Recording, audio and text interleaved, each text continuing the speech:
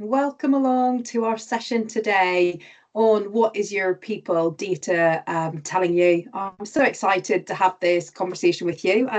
So we're going to cover a few things in the conversation today. We're going to talk a bit about how we've moved past kind of the symptomatic observation of our data to really understand root causes.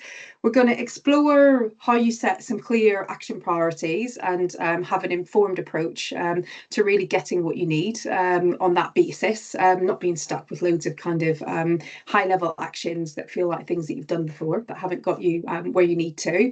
And we're also going to talk a bit about the heady world of AI what I'm going to do, if I'm completely honest with you, is share the lessons that I've learned in our build of an AI powered, I'm not going to say AR driven because there's a lot more than that, an AI powered culture analysis tool that we've been building over the last 8 or so months. So I'm excited to share the session with you today. I'm just going to introduce myself. I'm Paula Brockwell. I'm doing like an ID check, aren't I there? I've got my picture up as well as here on the screen, so you know it's definitely me. So I'm Paula Brockwell. I'm a chartered occupational psychologist and I'm the founder of culture consultancy, the Employee Experience Project, and also the founder of culture analysis tool Culture Nerd. So I am a bona fide culture nerd, so it's probably a good name for the analysis tool. We work with lots of different organisations, and really what we do as a business is it's about two things, our priorities. It's about building absolute clarity for organisations about what great culture looks like for them and what they need to do in order to get there. And our other priority is really about building capability within organisations to do that themselves. So creating cultural literacy that really allows people to be able to own, harness and drive their organisation and what it feels like, how it performs, how people behave every day. And we do that at all levels of the organisation, supporting HR teams, absolutely, to be the cultural architects, but helping them create the revolution where culture isn't something that just sits with them and is just about whether people are happy or not, but it's really about how you really support people to succeed. So in terms of what we're going to focus on in the session today, what I'm going to talk to you about is a few things, really. The first thing I wanted to do was talk about this idea that when we're looking at our people data, particularly with a culture lens, because I am a bona fide culture nerd, I'm going to talk to you a bit about what it looks like to move past experience, to move past the surface level metrics that we talk about, to really understand what our people data is telling us and to think about how we interpret that in a way that's going to help us drive useful insights and action planning. So the first thing that I'm just going to share is a bit of a reflection on the common data that people commonly collect. So I'd love to hear from you if you're up for it in the Q&A. If you could just pop in for me any kind of indication of what's the data that you collect most regularly. I'd love to hear that for you. Let me just pop the question is, what common data do you collect? Let me know. I'd really love to hear what data you collect most commonly on things. I think, you know, we see a lot of people data dashboards, strategic reports, you know, board level reports on people data, etc. within our work. And rather than kind of pull lots of others examples, what I did to really think about and explore this, to position this conversation, is I've just gone and had a dig about on the internet to see what do others say is the stuff that's really critical to measure when it comes to people data. Obviously, I started at the company culture end of things because that's what I'm really obsessed about. But what we see is that, and it kind of indicated what we see really commonly in terms of the types of data that people give us as a starting point and for desktop review and things, is that businesses rely really heavily on what others think and feel about the organisation. So using things like surveys, exit interviews, focus groups, data and trends that come from any performance management tools or people review data, etc. Looking at people analytics around absence, attrition, level of grievances, that sort of thing, ease to recruitment. Some organisations start to look at behavioural observations. So how are people actually showing up and how are they behaving? But honestly, most that we work with only do that when you get into the issue of performance management. And it's less about what is the performance management issue, which I think would be a really helpful piece of information to collect and look at. And it's generally more about how is that progressing, how effectively and efficiently is that progressing through. Some organisations do some organisational assessments. So in terms of trying to understand how that culture lives in systems and processes beyond experiences. But honestly, most organisations, when it comes to this, are focusing much more at sentiment analysis. So what are people saying that they like and don't like and how they feel, and kind of using that information as factual insight. And I think the thing that we see is that we're really pushed as HR professionals to focus on quite concrete things when it comes to our HR metrics. We're thinking about time to recruit, we're thinking about cost per hire, employee turnover, etc., absenteeism. We might have some sort of diversity measure in there. We might be picking up on employee net promoter score as a headline metric around satisfaction. But generally, when we look at these issues, what we're seeing is the outcomes of all of the cultural and experiential work that's happening, not just for us as HR professionals, but the stuff that is kind of out of our direct influence when it comes to everyday leadership experience. And I think when we're trying to drive an influence around this as a profession, we've probably got quite caught in looking at the elements that we can influence on that and trying to drive that forward without necessarily always thinking about the pieces in the middle that need to be owned by others and how we build the capability to truly influence and drive those forward. And what I mean by that, I think, is, for example, the lift as employee experience really lifted in terms of focus and fashion about 10 or so years ago. Because it's really hard to get the business to work with us on that, a lot of the work that started to happen was very clearly about employee life cycle mapping and the work that we were doing through HR systems, processes and touch points to make sure that that was actually on point. But I think sometimes what that does is it's almost like putting the bricks on the wall without having an indication of the quality of the cement that actually holds that together and turns it from a series of bricks into an actual wall on things. So I think what we measure is really helpful in terms of understanding where we are at the moment, but often what it really struggles to do is tell us what is driving that and what it is we actually need to influence and change around things. And that can lead us to being really quite reactive. And I think the other thing that it does is it pushes us into a place often of using language that is a bit at odds with where our business is in terms of what it's prioritizing, because its KPIs often don't focus on the elements that we're worrying about. They're focusing much more on profit, retention of customers, customer satisfaction potentially, but generally they're doing that from a numbers point of view in terms of ARR and retention and the like, but also thinking about things like compliance, etc., and legal focus on elements. So I think sometimes what we find is we end up with these two complementary dashboards, which are really, really important and really connected, but they can be speaking quite different language, and it makes it difficult for us to influence within a business. So with that in mind, I'm not trying to depress everybody in the first 10 minutes of the conversation, but with that in mind, I think there's an element here about really thinking about how do we understand what metrics we really need to measure and what we want them to tell us. Are they really giving us the indication of what we need? What's the purpose of the data that we're collecting? And generally, what I would suggest is that at times we end up with lots of information, but it's not helping us do those two core roles of helping us as HR leaders get underneath the skin of the why of what's happening, and therefore what we need to influence in order to drive a change in those metrics. So it forces us to do lots of different things to try and get those point increments. And it's not giving us what we need to truly influence in the language and tone that we need with our business leaders to help them play their part in making sure that that change actually becomes a reality and embedding it across the organisation.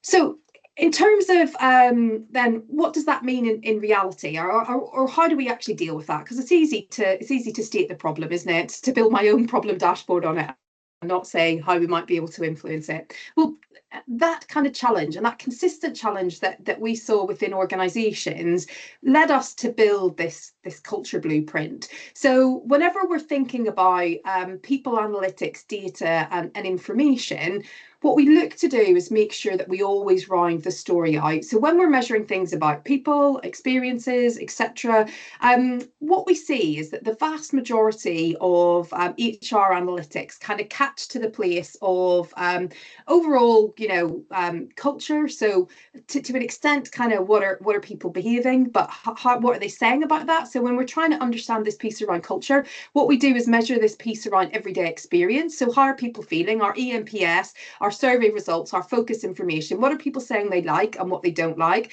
and how likely are they to stay or to recommend us to others? But what we don't necessarily always do is translate the story on that through to what the business is looking at, those specific business results. And actually, if we take that piece around experience and we start to consider how is that driving how our people are showing up on a day-to-day basis, the behaviours that they're demonstrating. So pulling things like our performance data and understanding what the issues are around that, where the misalignments may be, having conversations with our leaders about where behaviour isn't quite hitting the mark to help them deliver on the strategy or the strategic priorities that they have, and linking that to what people's kind of experience, feelings and beliefs about work is, what we're then able to do is make this really lovely golden thread link between this environment that we have, how that makes people feel and what it makes them believe about work and what is good, reasonable and acceptable for them to deliver, which impacts their base attitudes and their behaviour, which ultimately drives their business results.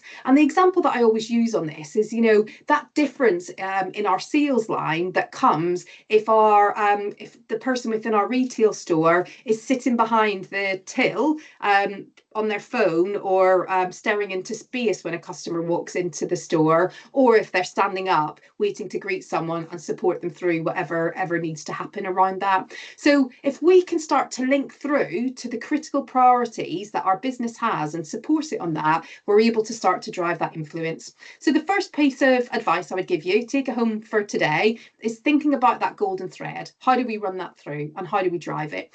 And in understanding that everyday experience, ensuring that we're not just considering what leaders do within that and how they need to shift from a behavioural point of view, but we're considering those two contributory factors at the top, what the environment is doing, what have we baked into the way that we work, our systems, our processes, the everyday norms and nudges that people are getting from the business. How is that influencing how people feel about work and what they believe is acceptable, but also the expectations that people have about work. So that baseline psychological contract that perhaps they built when they joined the business 15 years ago, or perhaps they've dragged from another business that is their model of what work means and what acceptable looks like within work. Is that actually in line with what we can offer and what we can expect them to hold us accountable for in terms of a standard, or is it not actually reasonable? And do they really know what good looks like in terms of what we need from them? So starting to link our people data into that overall business goal and using that people analytics information in the context of our strategic dashboard is a useful starting point. But I would say there's also a piece here about how do we move from that reporting piece around something like time to hire or retention levels into what is really driving that and allowing us to get much more pragmatic around the elements that we need to shift in order to move those metrics into something that's more meaningful. So for me, this is about understanding not just, the colours of the bears that we have at the bottom of the table that we've got here, but where have these things started from? Where have the interactions happened so that we can start to flavour a different colour at the top and the interactions at the mid-level so we can get something different. It's really about priming our environment to get the outcome that we want around things.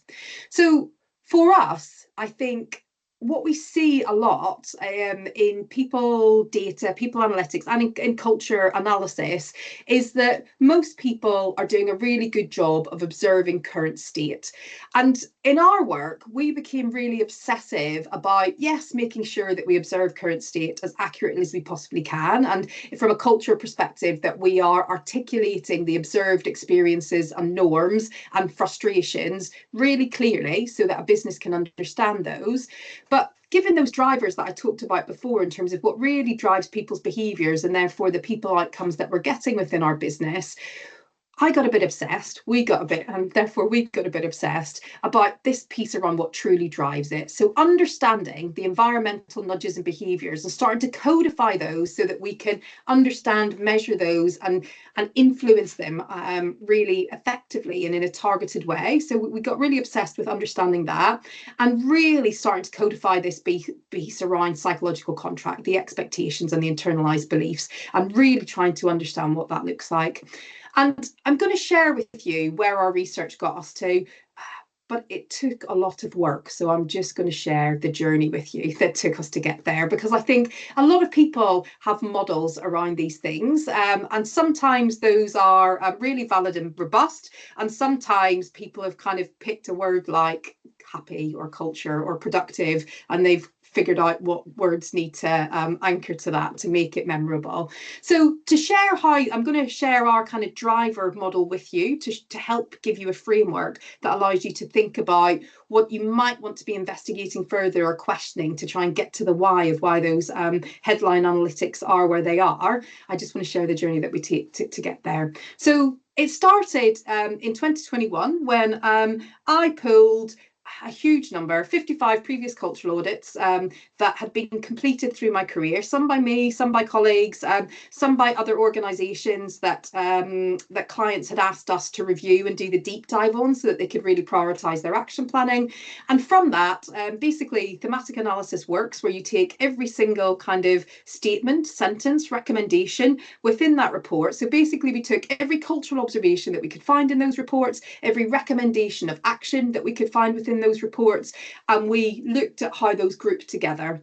And what that analysis allowed us to do was find 5 factors that were consistently over time kind of driving, the consultants were identifying as the things that were influencing why the culture was what it was, and they were providing recommendations to influence moving forward. And we then found underneath that there was like 16 really core drivers that were pushing those factors to be the influential things. So from that, we built a tool called the EX Index. So looking at helping you understand your culture, but see what those drivers were. And then we just collected loads of data. So for 4 years, we used that in our own client work. We also had an open source tool, which is still running if you want to try it. But we had an open source tool that allowed people to put their own answers into what their observations about their culture were. And we got a huge amount of information about all of these different drivers and what they were and what the performance and behaviour outcomes were that were coming. That allowed us to do a statistical analysis and a big literature search as well, because we are nerds about this stuff. And from that statistical analysis, what we found was actually that there are 6 core factors that influence about 50, well, depending on the factor that we looked at, it was anything from 50 to 60% of the variation of behaviour and performance across different areas. So we got pretty confident and clear that actually these 6 things are really powerful, that if you start to influence those and change the shape of those within your organisation, you will also be able to change the behaviour that you're seeing from your people and the performance that your business is getting on that. And for those of you who don't love stats as much as I do, like the benchmark level of 56% is like unheard of. Most of the big models out there kind of get up to about 23 to 40% on things. So I was more giddy than I was ever been. And it gave us permission to start to build the piece of AI-driven tech that we have, because we now have this really clear evidence-based evaluative criteria that allows us to drive things through. So I'm just going to share the 6 factors with you that we find, because I guess whenever we're starting to dig below things, we can really kind of, we can do this in a really in-depth and robust way in terms of really understanding and analysing our data on multi-levels to make sure that we get a driver map that's very clear for the context that we're operating in. As practitioners, a pragmatic first step might just be that when we have that data, we're starting to use this framework to say why, which of these factors might be pointing in a direction that's unhelpful, or is causing us to get an outcome that we don't want, or is stopping us from getting the outcome that we do want. So the factors fell into three core areas when we looked at it.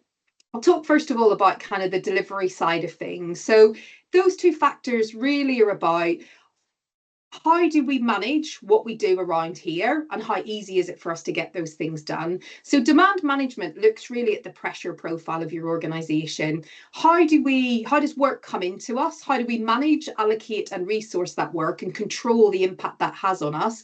And therefore, what type of pressure, time, space and capacity do people have to do what's required from them? Because that influences things like quality outcomes, times to collaborate, ultimate well-being outcomes, my willingness to stay within this business because the rhythm of pressure is where I prefer to work or not, our reputation within the marketplace and whether people think that we're slave drivers because we haven't quite got the balance on that right, etc. So demand management is really this piece about how busy am I day in, day out, and how in control and supported do I feel around the type of work that is flowing into my inbox and life every day. Delivery ease focuses less on what work is coming in, what the pressure profile in, and more around how set up am I to deliver. So how easy is it? How frictionless is it really for me to deliver that work? Am I working in an environment where I understand and I expect that it's going to be really hard because we're trailblazing and we're figuring this out as we go? Or am I in McDonald's and therefore everything has been timed to an nth degree and has an SLA and I know exactly what I need to do in what order, and I'm in a kitchen that's been designed for efficiency for me to lift the ingredients from different places? So delivery ease again impacts experience and ability to deliver and the behaviours that we need to demonstrate in order to get to the end goal. And with each of these factors, they kind of sit on a scale. Neither end of the scale is good or bad, but it has significant consequences in terms of how it impacts things and moves things forward. The second kind of global factor, which links into the critical six, is that around what we call judgment quality, or that focus on kind of decisions. And really what that is about is, again, two pieces. One is, where do our decisions sit?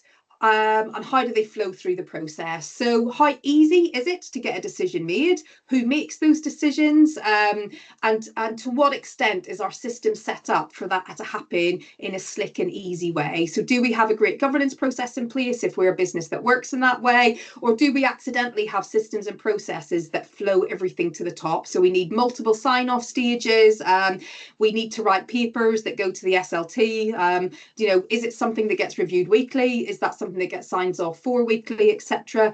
That tells us a huge amount about what the expectations are around personal responsibility and empowerment. And it also tells you the extent to which people are able to act responsibly and effectively. So a really helpful area to look at if you're seeing, for example, you're trying to be really innovative, or you're in a customer service environment where issues can escalate very quickly and you need them to be dealt with at a local level, but they aren't. A really interesting area to explore can be this piece around decision flow, and are your systems, processes and the behaviour encouraging those people to make that choice, or are they nudging them to take things up or down the line? So a really kind of pragmatic, with each of these areas, a really pragmatic area to look at.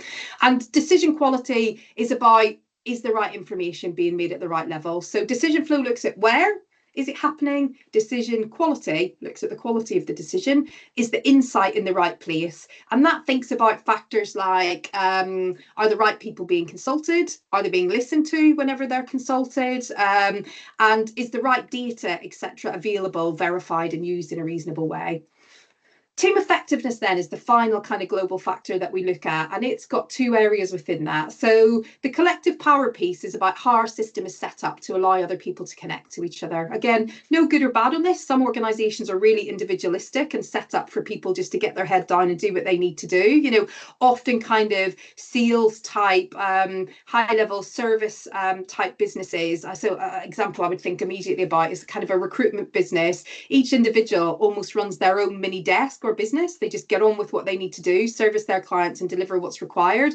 The business gives them the infrastructure and, you know, perhaps nudges a bit of social support and competition to get people working. But actually to do the day job, you don't need to create an infrastructure of collective power and collaboration within that context. So is that the sort of environment that you need and you're creating? Or are you working in a pharmaceutical organization that's trying to build a new drug and needs brilliant brains to be talking to each other and connecting things together and challenging each other to make sure that you're getting to the best possible outcome and solving problems in a nuanced and informed way?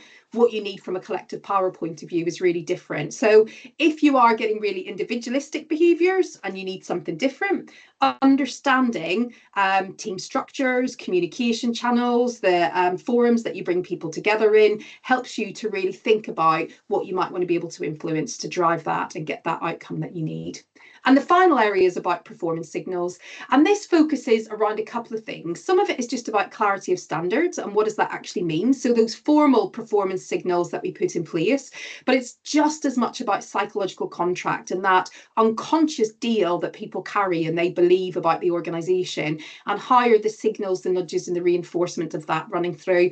And again, an example that I would use on this that kind of indicates that deeper level of analysis is where perhaps you're working in an organization where you really want people to take a bit more accountability, or you're going through a period of significant change and challenge. You want people to kind of manage their own and their team's well-being and resilience through that piece, but perhaps you've come from a real kind of cozy and parental type culture, so all of your people strategy and performance management information and your competency framework talks about support, protection and reinforces that parental mode.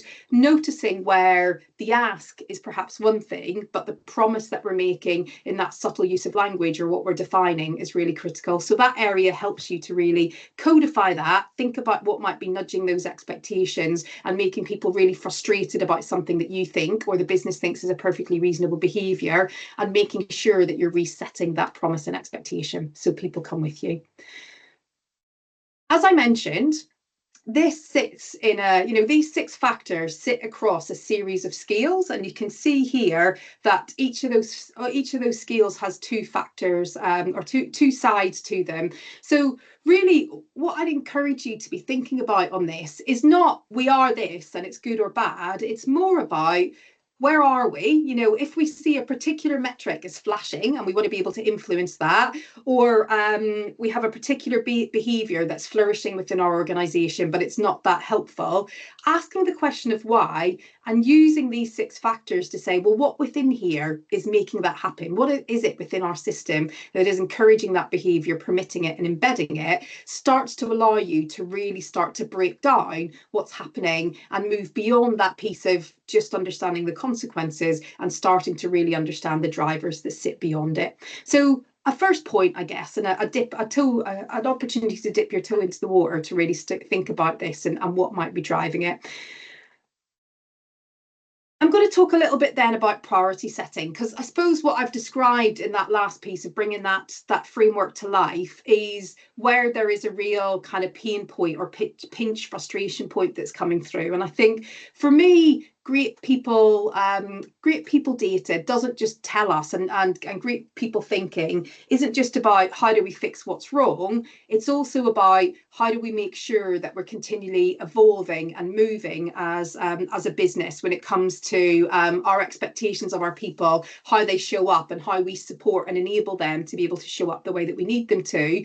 And the truth is that businesses work through rhythms. I was just talking to a client about this morning, a business that has been acquired by a huge global organization over the last few years, has gone through a massive period of integration into that organization, and and had to go through a period of consolidation, you know, where central processes and systems came through. They've just kind of recovered from that. We supported them to do a bit of work that was about redefining their deal and their identity in that new world, and help people kind of reset from that very strong period of top-down integration that happened from the parent company. And now that the business, you know, 18 months after we've worked with them, now that the business is really settled, people understand who they are, they've fostered that sense of belonging to who they are and really consolidated that change, that business is ready to go into its next phase of growth and drive things forward. And we were talking about how even in just that period of 18 months that we've been working together, we're seeing that business is needing three very different cultural modes. What it needed to be as integration was happening to get into consolidation and recovery, versus now starting to think about preparing for scale and then hitting the button to really scale, are number of very different things. There's kind of 4 modes in there, I suppose 3 with 2 sub modes. So whenever we're really thinking about how we interpret our people data and what are the blinking lights for us, yeah, we've got to think about the bits that hurt, but actually we're really doing ourselves a favour if we're doing we've got a cycle in which we're understanding what mode we need to be in at the minute, how we need our people to be showing up, and we're using that to flex our priority setting and get ahead of noticing where things are getting a bit achy or tight before we actually get an injury on it. So how do we do that? Well, what we look to do really is think about, we express a lot of our people priorities in this piece around how do we need people to show up? What does that actually look like? And what I don't mean by that is designing our competency framework that stays static, you know, for 5 or 10 years because people get it and it gets baked into the systems and processes. It's more subtle than that. It's about the tone in which we work through and creating permission to have that competency framework, but at a strategic and also at a local level, to be encouraging our people to say, but which ones of these are the absolute deal breakers at the minute? So if we've got 8 core competencies, or as with that business that I was talking to this morning, 15 core competencies, which is a lot, isn't it? But which 5 of those are our most critical for this next phase? And how do we really make sure that we're prioritizing priming those? And that doesn't mean we ignore the other ones, and unacceptable performance around those is accepted, but how are we know that these are the game changers, and how do we prime our environment to pull those out? And how do we support our managers to double check that those 5 are the right ones for them, or figure out actually that we really need this one because our team needs to do this before it can do that? Or yeah, the business might be at this stage, but we're a bit behind or a bit ahead, so we need to do whatever's required. So understanding the business needs and what it really needs from a strategic point of view, and what the business needs to deliver and what our teams need to deliver. And then considering what does that mean in terms of the experience that we need to create for our people to help them show up and deliver that, those talent drivers, how do we need to be to attract those people, keep them, and help them be at the top of their game, allows us to set a very clear but quite time-bound standard about what is critical for us to be focusing on at the minute. And for me, that's a really brilliant piece of prioritization to run our people analytics through. So rather than saying we just need to be our ENPS to be at this step, again, one of the things that we regularly do with clients is when we're supporting them through major transformation, we're like, let's just not pay attention to ENPS for the moment. Let's look more at change adoption and satisfaction for how people are being guided through that change. Because when you've got such a huge transformation happening, ultimately, probably satisfaction is going to drop. Let's understand what's really critical for us to keep stable at this stage so that we have the foundation that we need to recover that on the other side. So creating something that allows us to bring up or down different priorities is critical. And again, we've built an evidence-based framework that allows people to start to make this conversation less about, well, we were all about this and now we're about this.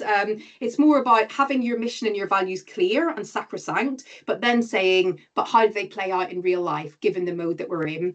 And so we use this framework with our clients to really talk about this idea of, well, what is it you're trying to achieve at the minute? And therefore, what type of behaviours do you need to unlock? And as I mentioned to you there, you know, the example of the client that I was talking to this morning, morning. When we started to work with them, they were in this period really of stability mode. You know, they had the integration period had felt quite difficult and challenging for people. There'd been a lot of restructuring and rationalization of roles within that. So we had to, as we stepped in, we were supporting that business to really do this piece around building emotional stability and connection, but also supporting them around recreating that sense of delivery, reliability, and predictability around things.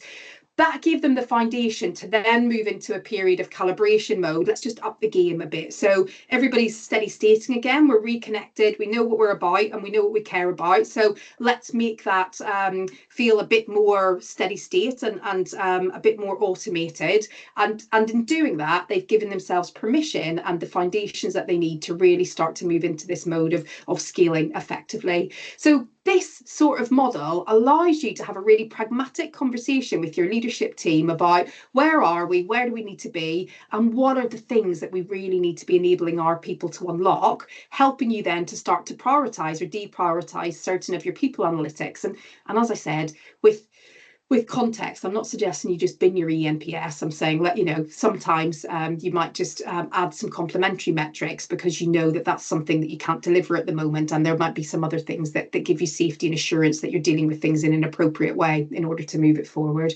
So prioritization for me is about appropriate standard setting and really time-bound and timely like goal and priority clarification. In doing that, you're much more able, if you've done that kind of why is this happening piece, you can then pick out of those whys the ones that are going to be most helpful to move the priorities that you've got for this point forward. And it turns culture in particular, but I think it turns people planning from this slow drift that we do over 2 or 3 or 4 years where people are like, oh, why hasn't this changed yet, into more of a sprint-based approach where we're cycling through a set of priorities and shifting a smaller number of discrete priorities more quickly, meaning that actually we shift more things meaningfully over a period of time. So use that, you absolutely use that surface level insight, that high level insight, use it as a guide, use it as your ultimate accountability, but think about how you can flex that around it. And then the final thing that I'm going to talk to you about is how we can use AI to really support us around this and allow us to work effectively with it. Before I delve into the how do we make it happen, I just want to articulate the risk on this. And I think, you know, I'm sure more and more we know this, but the truth is that AI adoption has been really excitable and really focused over the last few years. But there are a lot of things that certainly I see within organizations where a lot of organizations are playing with AI as if it's a limitless, all-knowing resource. And there are limitations to it, let's be honest. You know, I suppose the first thing I would say is that I was really shocked. I didn't know this until I went to do a bit of research, that drafting a 100-word email with ChatGPT takes 50 millilitres of water for server coolant on things. And there's also some big research that's coming out now that suggests actually that people who are using AI all day, every day, they're seeing some prefrontal cortex shrinkage happening because we aren't using our critical analysis functions in the same way. We're encouraging AI to do the heavy lifting, and that reduction in cognitive friction is actually decreasing our ability to solve complex problems around things. So there's consequences to some of this and some things for us to think about in terms of our talent strategy and agenda on it. And also, the truth is that AI as is, in terms of the major, the major analysis and LLM systems that we use, does have some risks to it. You know, even where it's being implemented in what seem like very well-designed and systemized approaches, it's catching some organizations out. And I think the biggest thing for me when it comes to kind of people data review is actually that its bias is still very clear and inherent. Now, I'll bet you wonder who this individual is. This is what the LLM that we use regularly within our team to support some of our work thinks I look like. So I asked it to create a picture of me without giving it any reference data, and this is what it thinks I look like. And when I asked it why it thought I looked like that, it said it was because I had a very forthright and expert communication style. So obviously I had to be a man, didn't I? And a fancy London man as well. So there are some real kind of limitations that we need to be careful about, some of which is acknowledged and some of which isn't. And we're certainly seeing that in the work that we're doing with clients, where perhaps they're using AI independently to analyze things.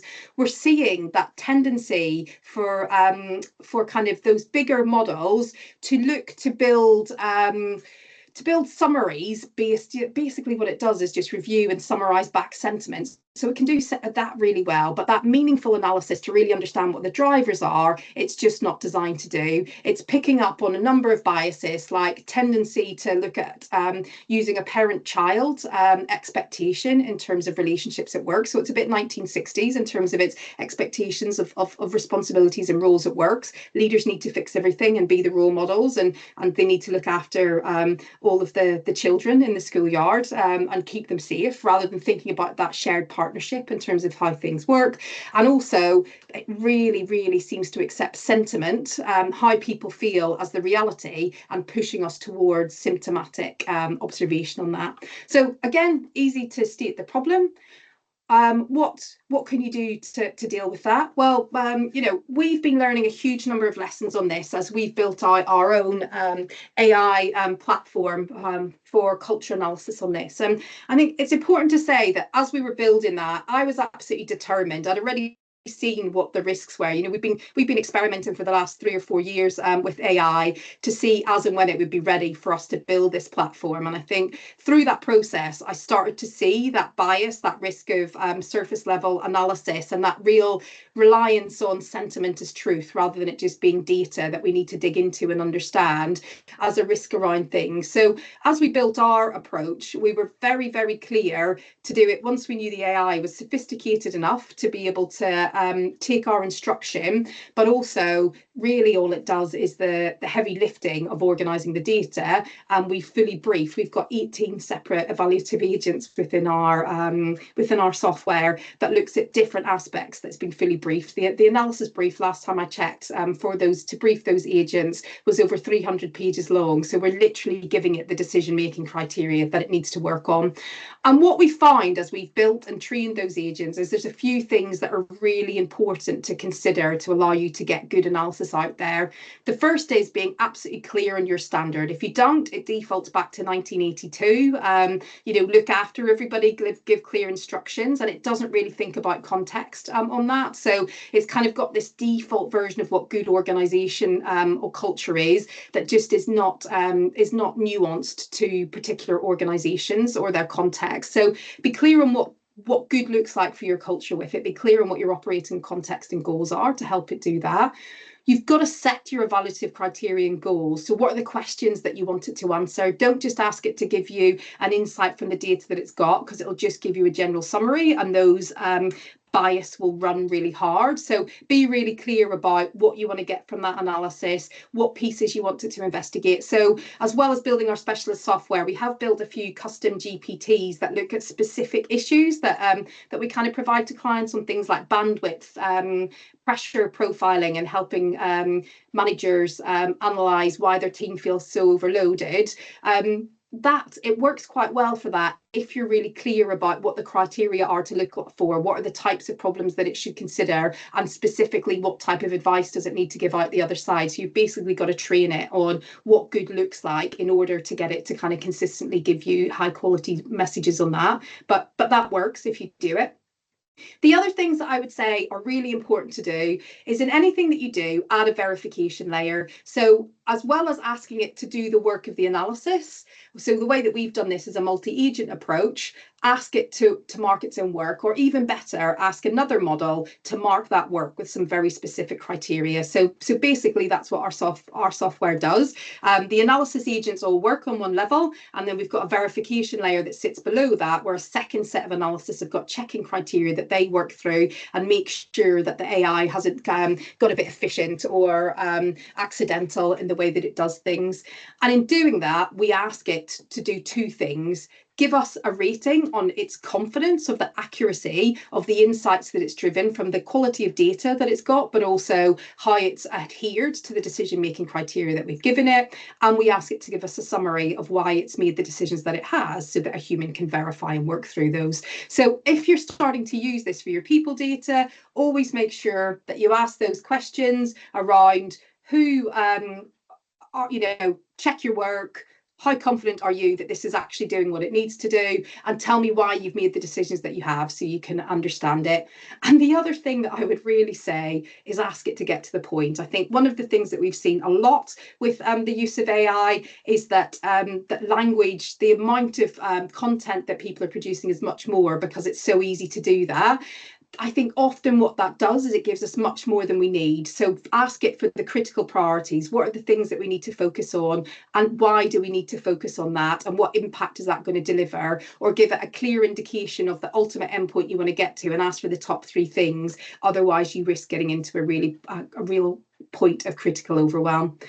And I think, linking back to the standard piece, be really clear about what the psychological contract is in your business, not just what's good behaviour look like, but who owns what and why do they own that. So lots in there, I know. I think we've got such an opportunity to really understand our people data on a different level. But what we've got to make sure is that we're putting good data in, and we're asking really good questions. And we've got some really clear benchmarks, checkpoints in there, and reference and verification pieces in. Otherwise, what we're going to do is end up with what looks like really coherent and cogent information that just isn't, that's really quite surface level. And I think that's one of the biggest risks with the AI boom, is it can present what looks like a really logical and useful answer, but often it's really quite surface level. So we've got to make sure that we're forcing it to do the work, checking its work, and working through. So that's everything that I wanted to talk to you about today. It's quite a lot in 45 minutes, isn't it? You can see I've talked about my favourite topic. I'm sorry about that. Hopefully useful for you. If you are interested in learning a bit more about this topic, or you want to hear a bit more about how we do things at the Employee Experience Project, please do feel free to get in touch. I'd be really happy to have a conversation. You can connect with me on LinkedIn, or email me directly through our website. And if you want to hear more about the kind of AI-enabled products that we are building, we have a lovely new tool that's being released around bandwidth builder evaluation. As I mentioned, we've built that from the work that we've done with clients. We're going to make that available to anyone who wants to use it. A toolkit that allows you to understand what's really driving overwhelm in your organisation at a central level, but also at a local level. A toolkit for managers to kind of work and investigate with their team, so that you can do that strategic action planning and that localised action planning. So get in touch if you're interested in hearing about that. And if you want to hear more about Culture Nerd, we're in trial at the moment, looking to launch some point in the autumn. So again, just give me a nudge, and I'm happy to kind of update you as we move through the journey on that. Thanks everyone for your time.